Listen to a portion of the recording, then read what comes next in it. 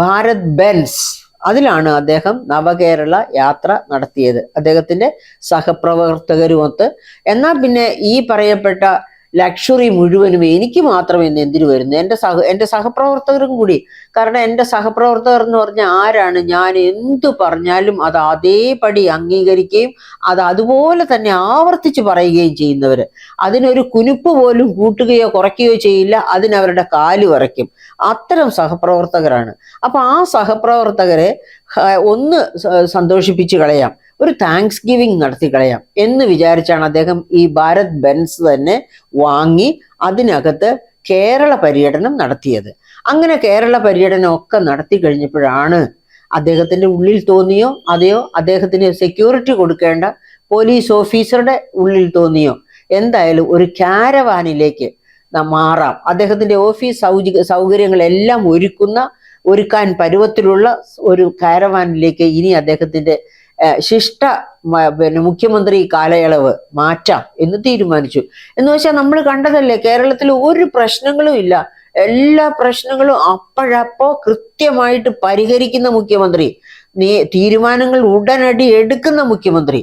അതുകൊണ്ടാണ് അദ്ദേഹത്തിന് രാപകൽ തീരുമാനങ്ങൾ എടുക്കാനും ഭരണനിർവഹണം നടത്താനും ഒരു കാരവാൻ, ഓഫീസായിട്ട് ഒരു കാരവാൻ, എവിടെ പോയാലും അപ്പോഴൊക്കെ ആ കാരവാനിലായിരിക്കും അദ്ദേഹം. അപ്പോഴൊക്കെ അദ്ദേഹം തീരുമാനങ്ങൾ എടുക്കുകയോ തീരുമാനങ്ങളെ പറ്റി ആഴത്തിൽ ചിന്തിക്കുകയോ പരിഹാരങ്ങൾ എങ്ങനെ കണ്ടെത്താമെന്ന് ആലോചിക്കുകയോ ഒക്കെ ആയിരിക്കും ചെയ്യുന്നത്.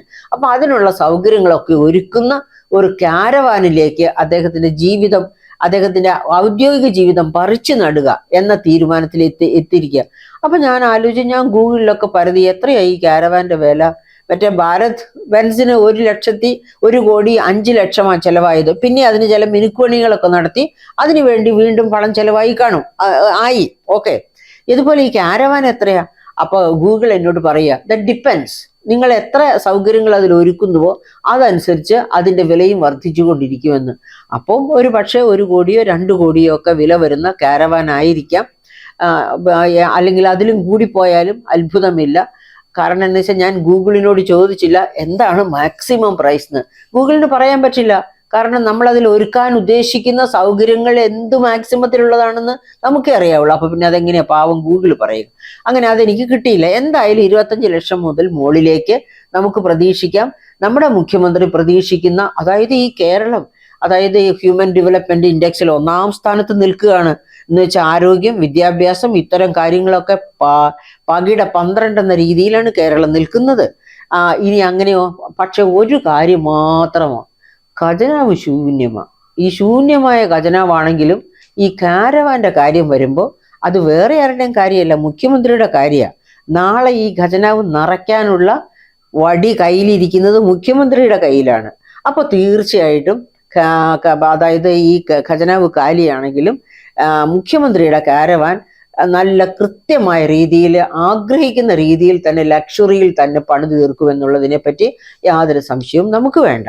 അപ്പൊ ഇങ്ങനെ ഒരു കാരവാനൊക്കെ എടുത്ത് മുഖ്യമന്ത്രി മുന്നോട്ട് പോകുമ്പോൾ എങ്ങനെയൊക്കെ ആയിരിക്കും മുഖ്യമന്ത്രിയുടെ ഭരണം പിന്നെ പിൽക്കാലത്ത് കാണുക? അറിഞ്ഞുകൂടാ. ഒരു പക്ഷെ അത് അദ്ദേഹത്തിന്റെ ഭരണത്തിന്റെ അവസാന കാലമാകാം. ചിലപ്പോൾ അദ്ദേഹത്തിന് വീണ്ടും വീണ്ടും ഭരിക്കാനുള്ള, അതായത് ഈ കാരവാനിലൊക്കെ കയറിയിരുന്ന് തീരുമാനങ്ങൾ എടുക്കുമ്പോൾ അത് ജനങ്ങൾക്ക് വേണ്ടിയുള്ള തീരുമാനമാകുമോ അതോ പൗരപ്രമുഖർക്ക് വേണ്ടിയും സഖാക്കൾക്ക് വേണ്ടിയുമുള്ള തീരുമാനമാകുമോ എന്നുള്ളതിനെ ആശ്രയിച്ചിരിക്കും. ഇപ്പൊ സഖാക്കൾക്ക് വേണ്ടിയും പൗരപ്രമുഖർക്ക് വേണ്ടിയുമാണ് തീരുമാനങ്ങൾ എടുക്കുന്നതെങ്കിൽ നമുക്ക് ഊഹിക്കാം വെസ്റ്റ് ബംഗാളിൽ എന്ത് സംഭവിച്ചു അത് കേരളത്തിലും സംഭവിക്കും. അതുമല്ല പോട്ടെ, സോവിയറ്റ് റഷ്യയിൽ എന്താ സംഭവിച്ചത്? കമ്മ്യൂണിസം എന്നേ അവിടുന്ന് പടിയിറങ്ങിപ്പോയി. അതുപോലെ തന്നെ പിന്നെ ഷീ ജിൻപിങ്ങിന്റെ കമ്മ്യൂണിസ്റ്റ് ചൈനയിലോ അവിടെ ജനങ്ങൾക്ക് വല്ല പ്രാതിനിധ്യമുണ്ടോ? ഷീ ജിൻപിങ് പറയുന്നു, ഷീ ജിൻപിങ് ആജ്ഞാപിക്കുന്നു, അതുപോലെ കാര്യങ്ങൾ നടക്കുന്നു. അല്ലെങ്കിൽ ഇനി നോർത്ത് കൊറിയയിൽ എന്താ സംഭവം? അപ്പൊ ലോകത്തൊരിടത്തും കമ്മ്യൂണിസം, അതായത് മാർക്സ് വിഭാവന ചെയ്ത കമ്മ്യൂണിസം ലോകത്തൊരിടത്തുമില്ല. ഏകാധിപതികളായി ഭരണകർത്താക്കൾ മാറുകയും ജനങ്ങളെ ഏറ്റവും കൂടുതൽ ദ്രോഹിക്കുകയും ചെയ്ത കമ്മ്യൂണിസ്റ്റ് ഗവൺമെന്റുകളാണ് ലോകത്തുണ്ടായവയെല്ലാം. അപ്പം മാർക്സ് വിഭാവന ചെയ്തതിന്റെ വിപരീതം മാത്രം പ്രവർത്തിച്ച മാർക്സിയൻ കമ്മ്യൂണിസം എന്നേ മരിച്ചുപോയി. അപ്പൊ അങ്ങനെയുള്ള ഒരു മാർക്സിയൻ കമ്മ്യൂണിസത്തിന്റെ വക്താക്കളായിട്ട് കേരളത്തെ ഭരിക്കുന്ന CPIM മുന്നോട്ട് പോകുന്ന മുൻപിൽ നിൽക്കുന്ന ഭരണകൂടം ഒരു കാരവാനിൽ കയറട്ടെ. ആ കാരവാൻ എങ്ങോട്ട് പോകുന്നു എന്ന് നമുക്ക് നോക്കിയിരുന്ന് കൈകൊട്ടിച്ചിരിക്കാം.